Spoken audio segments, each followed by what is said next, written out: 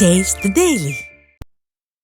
கடலூர் மாவட்டம் புவனகிரி அருகே 33 லட்சம் ரூபாய் மதிப்பில் கட்டப்பட்டுள்ள நெல் சேமிப்பு கிடங்கு திறப்பு விழாவுக்கு முன்பே சேதமடைந்த அவலம் அரங்கேறியுள்ளது.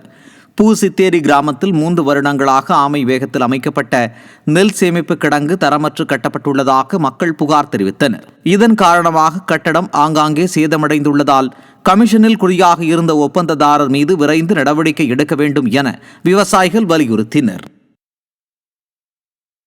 கடலூர் மாவட்டம் விருத்தாச்சலத்தில் ஸ்டாலின் அரசின் பழுதுடைந்த அரசு பேருந்து நந்தீஸ்வரமங்கலம் செல்லும் வழியில் சித்தலூர் பகுதியில் இயந்திர கோளாறு காரணமாக நடுவழியில் நின்றது. இதனால் பயணிகள் மற்றும் மாணவர்கள் இறக்கிவிடப்பட்டனர்.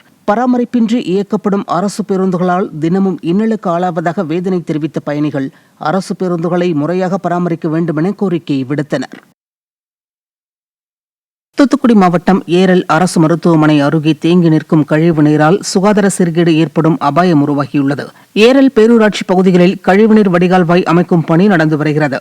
இதனால் சாலைகளில் கழிவுநீர் தேங்கி துர்நாற்றம் வீசுவதால் மக்கள் அவதியடைந்து வருகின்றனர். நிர்வாகத்திறனற்ற பேரூராட்சி நிர்வாகத்தின் அலட்சியத்தால் நோய் தொற்று ஏற்படும் என குற்றம் சாட்டப்படுகிறது. கிருஷ்ணகிரி மாவட்டம் ஓசூர் பேருந்து நிலையம் எதிரே உள்ள மேம்பாலத்தில் கடந்த மாதம் விரிசல் ஏற்பட்டு போக்குவரத்து மாற்றம் செய்யப்பட்டதால் கடும் போக்குவரத்து நெரிசல் ஏற்பட்டது.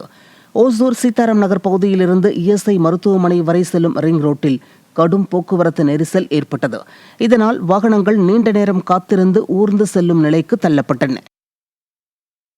தருமபுரி மாவட்டம் மூக்கனூரில் ரயில் நிலையம் அமைவதற்கு எதிர்ப்பு தெரிவித்து கிராம மக்கள் ஆட்சியரிடம் மனு அளித்தனர்.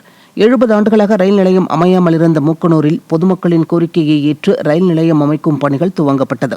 இந்த நிலையில் பழைய இடத்தில் ரயில் நிலையம் அமைவதால் தங்களின் வாழ்வாதாரம் பாதிக்கும் என்பதால் புதிய இடத்தில் ரயில் நிலையம் அமைக்க கோரி ஆட்சியரிடம் கிராம மக்கள் மனு அளித்தனர். எங்களுடைய வாழ்வாதாரம், என்னுடைய நிலங்கள் எடுத்தாலேயோ வீடுகள் எடுத்தாலேயோ நான் கொடுக்க தயார். ஆனால் வீடுன்றது எங்களுடைய வாழ்வாதாரம், அத்தியாவசியம். வீடு கொடுக்கறதுக்கு எங்களால் முடியாது. நிலங்கள் நாங்கள் கொடுக்குறோம். அது மாதிரி கொடுத்தா கவர்மெண்ட்டுக்கு எந்த பிரச்சனை கிடையாது. திருவள்ளூர் மாவட்டம் பட்டறை பெரும்புதூரில் இடவசதியின்றி உங்களுடன் முதல்வர் முகாம் நடத்தப்பட்டதால் பொதுமக்கள் கடும் அதிருப்திக்குள்ளாகினர். எந்த துறை சம்பந்தமாக மனுக்கள் பெறுவது என்ற அறிவிப்பு பலகையின்றி பொதுமக்கள் முண்டியடித்து நிற்கும் நிலை ஏற்பட்டது.